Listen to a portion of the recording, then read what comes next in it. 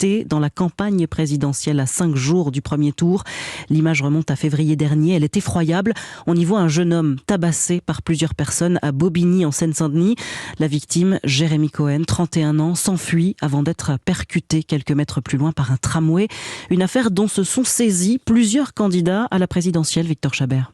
Oui, Éric Zemmour a été le premier des candidats à réagir. Et pour cause, hier soir, aux 20h de TF1, il a déclaré avoir été contacté par le père de la victime, Gérald Cohen, pour parler de l'affaire. Il a fallu que le père de ce jeune homme m'écrive pour me raconter cette terrible histoire et pour que je le porte dans les débats publics aujourd'hui. Des faits confirmés par le père de Jérémy plus tard dans la soirée. J'ai demandé effectivement à Éric Zemmour s'il pouvait nous aider dans le cadre de l'enquête pour faire quelque chose et pour pas que l'enquête soit fermée ou étouffée. Et il a bien voulu le faire et de ça, je l'en remercie. Selon nos informations, Gérald Cohen a contacté le candidat par email dimanche. Ils ont échangé et décidé de médiatiser le dossier. Éric Zemmour a publié plusieurs tweets durant la journée d'hier et une tribune sur l'affaire dans l'hebdomadaire Valeurs Actuelles. Marine Le Pen a également réagi, tout comme Nicolas Dupont-Aignan.